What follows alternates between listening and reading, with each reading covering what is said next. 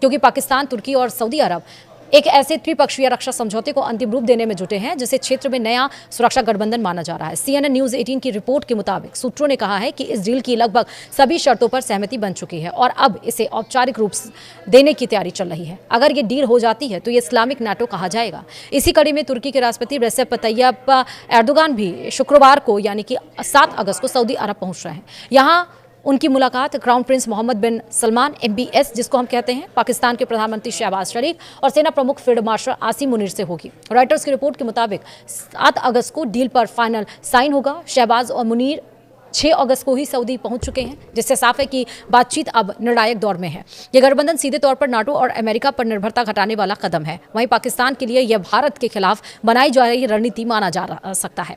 इस संभावित गठजोड़ की खासियत यह है कि इसमें शामिल हर देश अपनी अलग रणनीति ताकत लेकर आ रहा है। सऊदी अरब आर्थिक संसाधन और क्षेत्रीय प्रभाव प्रदान करता है। तुर्की रक्षा तकनीक और ड्रोन क्षमताओं के लिए जाना जाता है, जबकि पाकिस्तान सैन्य अनुभव और ऑपरेशनल क्षमता के साथ इस गठबंधन को मजबूत बनाता है। इतना ही नहीं, इस ग्रुप की सबसे बड़ी ताकत पाकिस्तान ही है, जिसके पास परमाणु बम है। यानी यह सिर्फ एक समझौता नहीं बल्कि 3 अलग अलग क्षमताओं को एक साथ जोड़कर एक समन्वित सुरक्षा ढांचा तैयार करने की कोशिश है।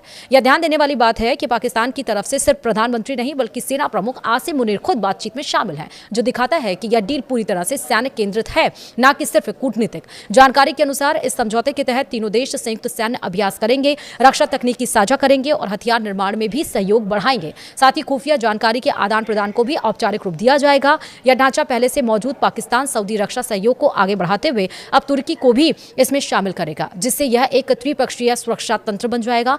अभी यह पता नहीं चला है कि क्या इस गठबंधन में एक देश पर हमला सभी पर हमला माना जाएगा या नहीं। वहीं नाटो देशों में आर्टिकल 5 के तहत किसी भी एक देश पर अटैक सभी पर अटैक माना जाता है। वहीं सऊदी पाकिस्तान के बीच भी पिछले साल हुआ समझौता भी कुछ ऐसा ही है। इस पूरे प्रयास के पीछे एक बड़ा मकसद यह भी माना जा रहा है कि ये देश अपनी सुरक्षा के लिए पश्चिमी देशों पर निर्भरता कम करना चाहते हैं। तुर्की की रक्षा तकनीकी, पाकिस्तान की आर्मी और सऊदी की आर्थिक ताकत मिलकर एक ऐसा मॉडल तैयार कर सकती है जो क्षेत्रीय स्तर पर खुद ही सुरक्षा जरूरतों को पूरा कर सके।